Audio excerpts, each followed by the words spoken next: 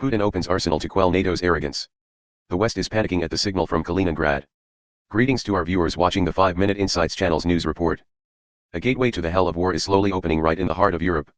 As NATO pressed closer to Kaliningrad, a region considered Russia's offshore nuclear arsenal, Moscow immediately pulled the pin. The colossal strategic arsenal is officially open, and the signal to use nuclear weapons is no longer a vague threat. Yasen submarines dive deep, warships fire more than 15 rounds, and Russian soldiers enter a state of full combat readiness. A fierce exercise, as if simulating doomsday, the Kremlin is no longer yielding. Touching Kaliningrad is touching the nuclear trigger. The West is playing with fire, and if the fire ignites, Europe could be the first to burn. We invite you to join us at the heart of the century's biggest geopolitical storm. Don't forget to like, share, and subscribe to the channel so you don't miss any important developments. Kaliningrad, a ticking time bomb in the heart of Europe. Kaliningrad, a small piece of land nestled between Poland and Lithuania. It has long been a thorn in NATO's side, but now it is becoming the spark that could ignite a full-scale war between Russia and the West. It's no coincidence that the West calls this place Europe's powder keg. It's even less of a coincidence that Moscow calls it an impregnable fortress. After World War II, Kaliningrad belonged to the Soviet Union as a prize of victory. But in the 21st century, this territory takes on a completely different meaning. It is a strategic stronghold. A place that houses not only the Baltic Fleet, radar systems, S-400 air defense, Iskander-M, but is also suspected of being a tactical nuclear weapons staging point. In NATO's eyes, Kaliningrad is a rusty nail between their defense lines. But for Russia, this is a dagger, ready to stab back into Europe at any moment.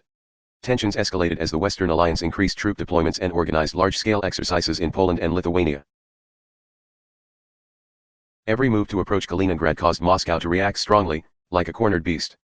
And analysts believe that if there is any place that could spark World War III, it is Kaliningrad. The most worrying thing is not the cannons or submarines in the port, but what no one can see. Nuclear warheads may have been quietly deployed. Although Russia has never confirmed it, many Western sources assert that Kaliningrad is ready for a tactical nuclear counterattack, just waiting for a pretext. The July Storm exercise, a fiery warning from Moscow. Just hours after NATO deployed Boeing E-3 Sentry early warning aircraft close to Kaliningrad's airspace, Moscow immediately reacted with a survival reflex. Not a single warning line, not a single diplomatic meeting, simply launching the largest naval exercise of the year with a suggestive name July Storm. The exercise is not just a show of force but a fiery warning to the West. According to the Daily Express, more than 50 warships, 100 combat aircraft, and 15,000 soldiers from the Baltic Fleet, Northern Fleet, and Black Sea Fleet were deployed for simulated combat, creating an apocalyptic display right on NATO's doorstep. From Kaliningrad, anti-ship missile batteries, S-400 long-range air defense systems, and amphibious forces were placed on urgent combat alert. Every simulated strike, from airstrikes and long-range attacks to electronic warfare, was meticulously integrated. Thus, Moscow is practicing a scenario that they believe could happen at any moment. The British newspaper called this an ultimatum by force, because Moscow is no longer sending signals through diplomatic channels, but through radar, bombs, missiles, and submarines. Russian presidential assistant Nikolai Patrushev is no longer avoiding the issue. He declared directly on national television that Kaliningrad is an integral part of Russia. To touch it is to touch the very principle of the Federation's existence. Every act of aggression, no matter how small, will be met with a proportionate response. If necessary, even with nuclear weapons, there is no longer any doubt. The July Storm is not an annual exercise, it is a cold declaration of war, and the first thunder has already echoed across the skies of Europe. The Yasen submarine, a ghost beneath the sea that sends shivers down the West's spine.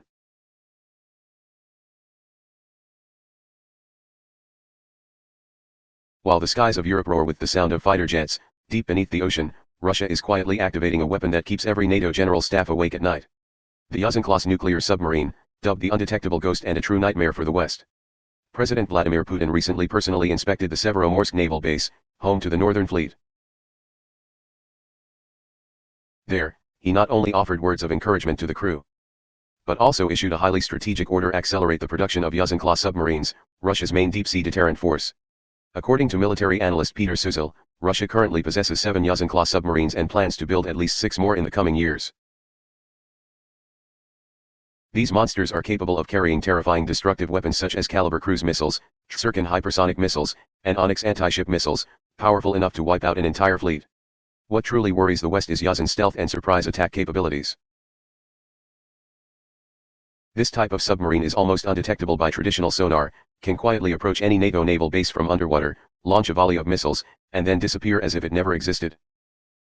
In a nearshore warfare scenario, where ground forces are contained or blockaded, the Yasen submarine will play a crucial role in launching long-range preemptive strikes, paralyzing the enemy's command centers, radars, and even air defense systems. It's no coincidence that analysts call Yasen the underwater sword in nuclear strategy and the ghost that sends shivers down the West's spine every time it leaves port. In the tense chess game between Russia and NATO, Yasen is not just a trump card, but also the finisher if war breaks out. Tactical nuclear war warnings are no longer empty words. As the roars from Kaliningrad echoed across the entire Baltic region, international observers began to realize that the shadow of nuclear war is no longer a vague concept in deterrence strategy but has become a realistic option, openly discussed in Moscow. Veteran Russian military expert Boris Brozin recently made a straightforward statement. If NATO continues to underestimate Russia's nuclear response capabilities, then full-scale conflict is inevitable. This warning is not diplomatic language, but a direct message to Brussels, Berlin, and Washington, according to Mr. Brozin. Kaliningrad is caught in a strategic pincer movement, at risk of being blockaded by NATO from all three directions. The sea is controlled by Western fleets, the sky always has US reconnaissance aircraft, and on land, NATO units are heavily present in Poland, Latvia and Lithuania. In this context, all conventional defense efforts with tanks, cruise missiles, or air defense will be overcome if NATO launches a full-scale attack, and therefore only one option remains powerful enough to deter and reverse the situation: tactical nuclear weapons. Brozin emphasized that Russia has a doctrine that fully permits the use of nuclear weapons for defensive purposes. In a scenario where Kaliningrad is isolated, Russia will not hesitate to deploy tactical nuclear strikes.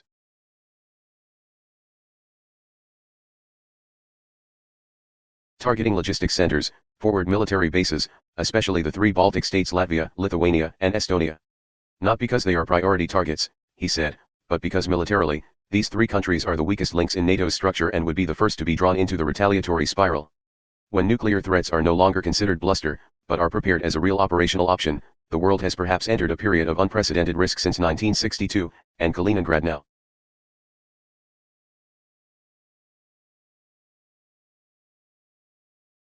is not just an outpost but the main fuse. War of words. Moscow accuses NATO of preparing to attack in 2030.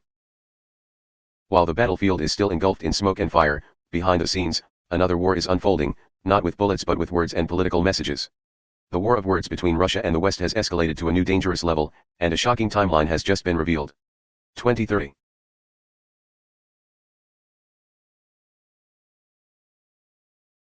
The year Moscow believes NATO is planning a full-scale attack.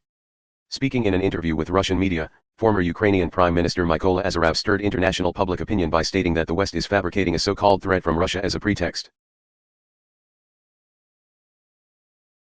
In reality, they have scheduled an attack on Russia in 2030. Azarov accused that the continuous exaggeration of the threat of Russian invasion is merely a cover for the West to accelerate rearmament, expand NATO eastward, and turn Ukraine into a military launchpad aimed directly at Russia's flank. He warned. This is no longer a media game. They are moving from words to actions. Coinciding with Azarov's warning, the director of the German Federal Intelligence Service BND, Bruno K., also made a contradictory statement. Berlin asserted that they have clear evidence that Moscow is trying to push NATO back to Cold War borders, reverting to the scope of the 1990s. This indicates that both sides are viewing each other through opposing lenses and both believe the other is preparing for an all-out war. When both believe that the other will attack first, the risk of war is no longer a question of whether it will happen, but when. A war of words, once it crosses the line, can absolutely pave the way for real war. And 2030, if the fuse isn't defused in time, could very well be the flashpoint. While Europe is straining to cope with the risk of a Russia-NATO war in Kaliningrad,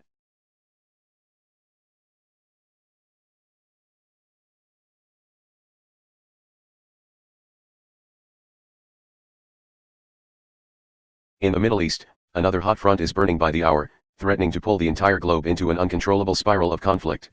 Following the fierce air campaign named Lion's Roar, carried out by Israel in coordination with the US against Iranian military facilities, observers noted a series of extremely worrying covert movements from Tehran. According to several diplomatic sources, Iran is not only restoring destroyed missile facilities but also considering withdrawing from the Nuclear Non-Proliferation Treaty (NPT), a step that would collapse the entire regional nuclear control mechanism. If Tehran truly carries out its threat, it would mean that inspectors from the International Atomic Energy Agency (IAEA) would no longer have access to Iran's nuclear facilities. Experts warn that when Iran stops playing by the rules, the Middle East will move closer than ever to a nuclear arms race. At the same time, Houthi forces in Yemen, a close ally of Iran, also announced they were entering a phase of full-scale attacks targeting all cargo ships linked to Israel. 2 Greek cargo ships were sunk within a week, leaving at least 15 sailors dead, injured, or missing. Statements from the group indicate that the Red Sea is on the verge of becoming a new naval battlefield. More worryingly, the heating up of the Middle East not only creates a risk of regional war but also opens up strategic opportunities for Russia. Moscow could exploit NATO's distraction in the Middle East to intensify actions in Europe or Ukraine without fear of immediate Western reaction. Ukraine exhausted, desertion widespread, barrier forces revealed.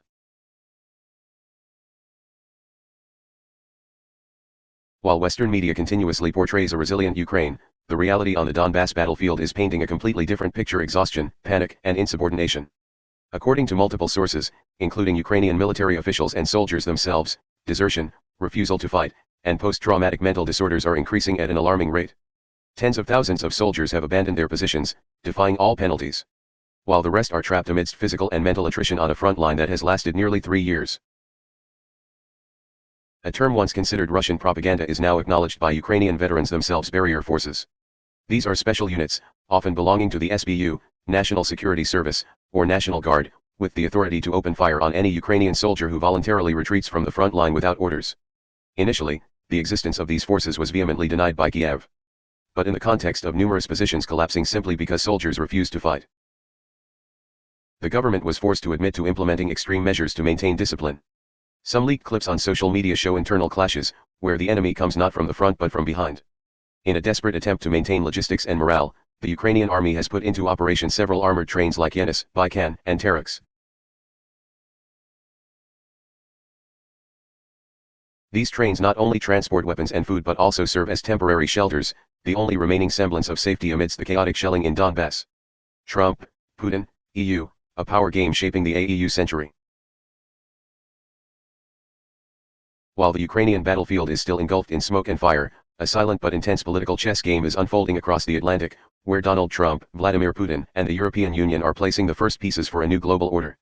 Once praising phone calls with Mr. Putin as positive and substantive, now, US President Donald Trump has unexpectedly taken a tough stance. In his latest statement, he threatened to impose a 100% tariff on all goods from Russia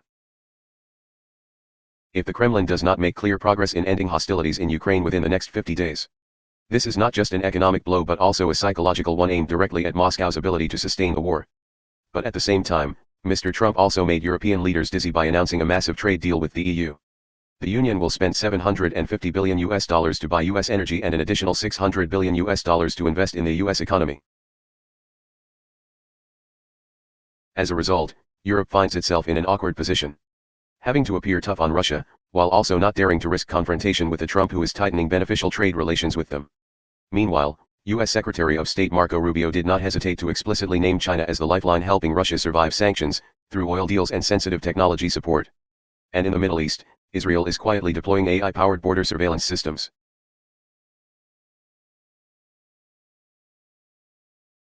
ready to launch a preemptive strike if Iran crosses the nuclear threshold. As global powers redraw the boundaries of power, every decision, from negotiating tables to battlefields, can redraw the political map of the 21st century. And every move carries the risk of triggering an unpredictable domino effect. From Kaliningrad to Donbass, from Tehran to Gaza, the world is entering a new era of cold conflict, where the line between hot war and technological confrontation is just a button press away. Russia is not only dragging its nuclear arsenal into the light, but also directly challenging the entire security mechanism established by NATO. And without a sufficiently clever diplomatic exit, the global pressure cooker could burst at any moment. US Patriot shield shattered, Russia launches Iskander, UAV strikes, piercing Poltava. In the early hours amidst the silent night of the Poltava region, Ukraine's main defense industrial center, the entire sky suddenly lit up with fierce explosions. Russia launched a synchronized attack using Iskander missile systems and Garin kamikaze UAVs, directly targeting what was considered Kiev's last shield. The US supplied Patriot air defense system, according to sources from Telegram and GP Ruska. And the military newspaper Argumenty I Fakti, the attack was meticulously planned and executed at the most critical time, in the dead of night, when the entire defense system is usually at its weakest. The target of the attack was none other than the Patriot deployment units near the city of Kremenkuk, a hub for oil refineries, military truck workshops, equipment repair stations, and many other strategic facilities serving Ukraine's war machine. Although there are no official images confirming that Patriot radars or launchers were hit, many independent sources from both sides all indicate that the damage is severe. Some areas at the scene were completely cordoned off, and there was no communication signal for hours after the attack, military experts noted. This was not merely a destructive strike, but a precise blow to the Achilles heel of Western air defense systems, even though Patriot constantly changed positions to evade strikes. But against the coordinated tactics of kamikaze UAVs used for jamming and drawing radar, and high-speed Iskander missiles used for lethal attacks, all defensive tactics become ineffective. What makes this attack particularly serious is that it took place right next to a cluster of defense factories believed to be producing equipment at maximum capacity to supply the fronts in Donbass and Kharkiv. Once Patriot is destroyed or at least neutralized in the area, the entire logistics system, repair factories, and weapon transport of Ukraine will be exposed and easily become targets in subsequent attacks. This is not just a conventional act of sabotage but a warning from Moscow. Even America's sacred weapons are not enough to protect Ukraine as Russia shifts to targeting each link in the logistics and defense chain. Forest stronghold wiped out, Russia rains fire, shattering Krasnoy defense line. No more hiding places, no more safe zones. Amidst the dense forests of the Krasnoy region, a camouflaged stronghold, considered impregnable by the Ukrainian army, was completely destroyed in just minutes by laser-accurate Grad artillery barrages. According to information from the Russian Ministry of Defense, a special reconnaissance unit secretly tracked and pinpointed the coordinates of the Nwentrang area, where Ukraine had established a defensive network with bunkers, ammunition depots, and deep underground tunnels in the forest. This was once the stronghold of one of the most seasoned combat brigades, tasked with blocking the advance from the eastern Donbass. Immediately after the coordinates were sent back, the Grad multiple rocket launcher system was deployed. And in an instant, the entire forest was engulfed in a storm of fire. Video released by the Russian side shows artillery volleys fired erratically, but with extreme precision, neatly and decisively destroying each defensive line. There was no resistance, no distress signals, just deadly silence after the roaring explosions. The victory at Krasnoy is not only tactical but also clearly reflects the transformation in the Russian army's reconnaissance and fire coordination capabilities. If previously Russia was said to shell based on maps, now they hit weak points, attacking from the core of the system, making even well-camouflaged defensive lines unable to survive. The loss of the Krasnoy stronghold puts Ukraine in an extremely dangerous situation. The defense line, once a protective layer around the central Donbass region, has now been torn open from the center, creating a gap for Russian infantry units to penetrate deeper. Many analysts believe this could be the beginning of a siege along the Krasnoy-Pokrovsk axis. Dnipro, where Moscow hopes to open a corridor to approach central Ukraine. From a hidden point in the forest, Ukraine lost an entire defense line, while Russia, with just a few Grad volleys, opened a crucial strategic entry point. Russian firepower chokes Ukraine's I-41 UAV control stations wiped out. The technological war in Ukraine's skies is entering a new phase.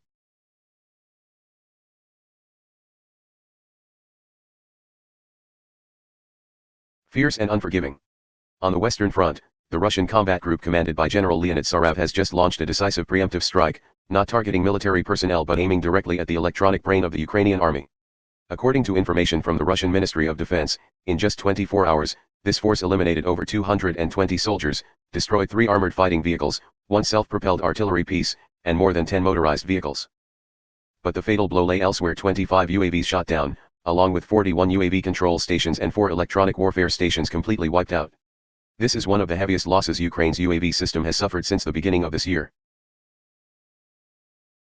The control stations, which were command centers for hundreds of reconnaissance and kamikaze UAVs, have now become an absolute priority target in Russia's I-strike tactic.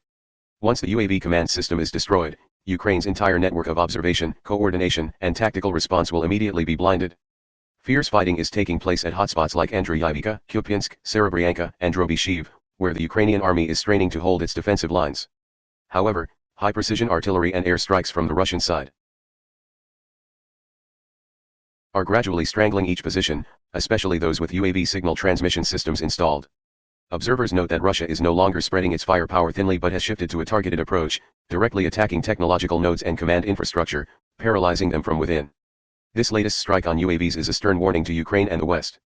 No technology, no matter how modern, can save a system once its eye has been gouged out.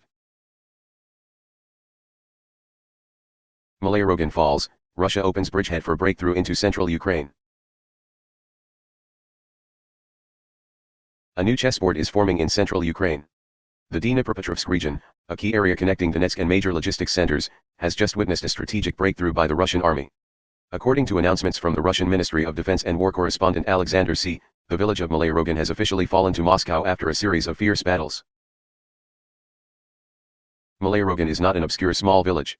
This is a strategic junction between defensive forest lines extending from Donetsk to the Central Plains, and also a crucial logistics transit point for units.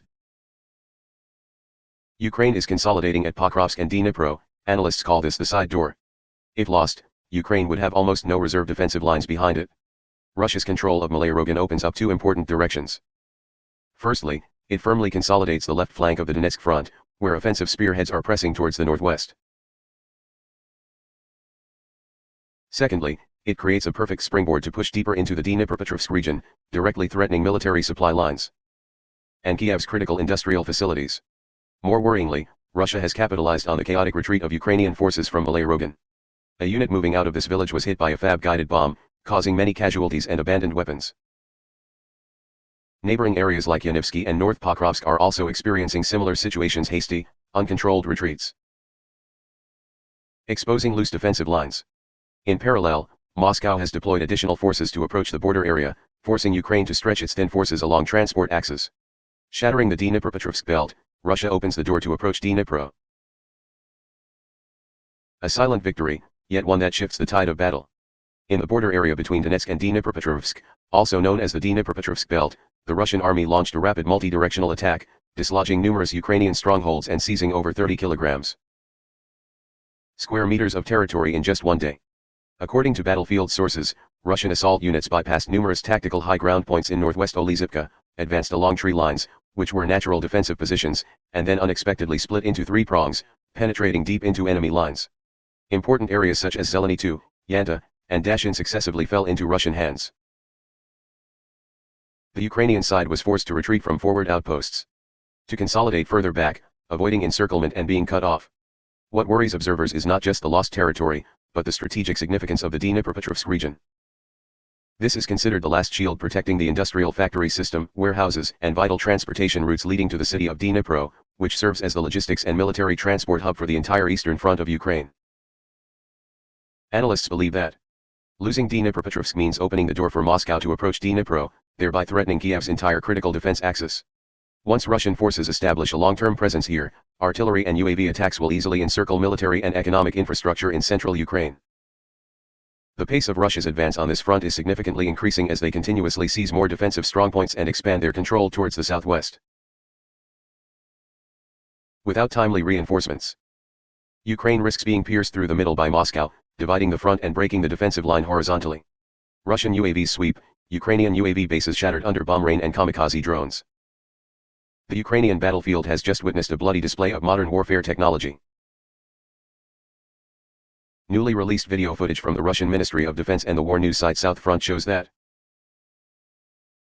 Ukrainian UAV bases were wiped out in a series of preemptive attacks using FPV UAVs and UMPK glide bombs, marking a dangerous escalation in electronic warfare and unmanned weaponry.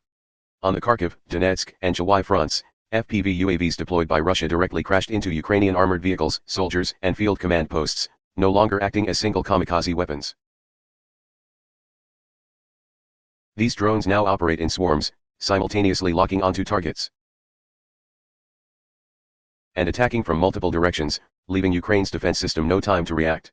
In conjunction, Russian fighter jets equipped with UMPK-guided glide bombs accurately struck military strongholds, destroying SPGH Dana artillery positions, Western-supplied L-118 towed artillery, and numerous military trucks refueling and transporting UAVs in the areas of Siversk and Katerinovka. In just one day, Russia launched 142 attacks with UAVs and missiles directly targeting objectives critical to Ukraine's defense system: UAV assembly points, ammunition depots, flight control stations, and mobile logistics strongholds. Notably, Russia is thoroughly implementing the tactic of eliminating logistics first, then infantry. Instead of rushing into dense front lines, they cut off supply sources, causing Ukrainian units to lose communication, lack reconnaissance UAVs, artillery shells, and kamikaze drones, all while being encircled by Russian artillery. This dominance is not only due to weapon effectiveness but also stems from intelligence, reconnaissance, and coordination capabilities among attacking units.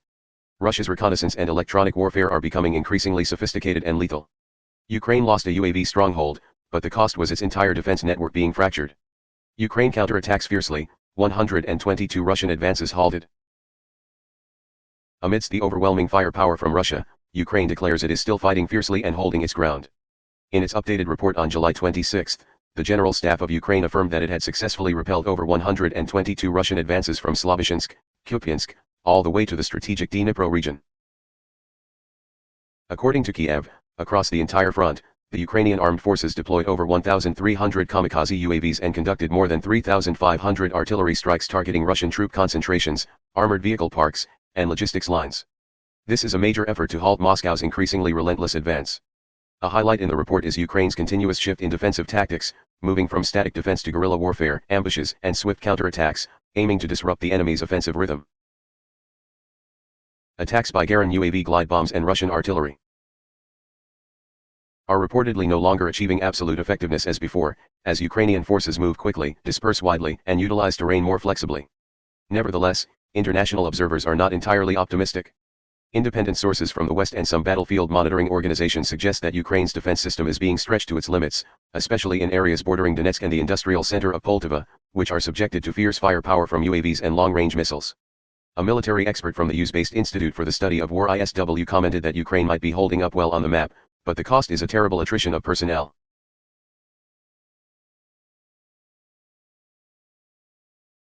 Equipment and the ability to maintain reactive firepower help. Given Russia's continuous strikes on logistics and UAV command links, Ukraine's ability to maintain its defensive rhythm is noteworthy. However, if Moscow continues to tighten high-tech pressure as it is now, Kiev's ability to sustain counterattacks will be increasingly challenged. A Tu-35 Nudol, the silent missile that shatters space order. In a world where every war map is gradually shifting to the digital sky, the name Tu-35 Nudol has unexpectedly appeared like an earthquake, quietly, unmentioned by Western media for many years, even once labeled as a Russian conspiracy theory. But now, Nudol has officially appeared in the Pentagon's urgent warning documents, and has become a top strategic threat to NATO. Unlike conventional missile defense systems designed to intercept ballistic warheads flying into territory, the Tu-35 was born with a more specific goal to take down satellites in orbit, a place where everything seemed safe, beyond the reach of traditional firepower. But with Nudol, the sky is no longer a hiding place. Previously, the world was shaken when Russia's old Cosmos 1408 satellite was shot down just 18 minutes after the missile was fired. The target was hit and shattered into more than 1,500 pieces, forcing the International Space Station ISS to activate emergency defensive measures. The incident quickly stunned space powers, not because a satellite was destroyed, but because of Russia's ability to do so with such precision and speed. However, that was just the tip of the iceberg. According to US defense analysts, since the test, hundreds of Starlink satellites, a crucial foundation in modern US and NATO battlefield information systems, suddenly lost signal. At the same time, 2 Russian Su-35s disappeared from all early warning systems while patrolling near Baltic airspace. Red alerts were immediately activated at multiple Western military headquarters. But the strongest blow was the subsequent statement from the Kremlin. Russia has completed testing of the long-range nuclear-powered Burevestnik missile, a weapon capable of unlimited flight and absolute stealth. When 3 events followed each other in just a few weeks, international strategists no longer considered it a coincidence. The question is not whether Russia has new weapons, but whether Moscow is actively rewriting the entire rules of space warfare. Without firing a shot, Russia still gains absolute superiority in space. For decades, the doctrine of winning without war was a strategic pride of the United States.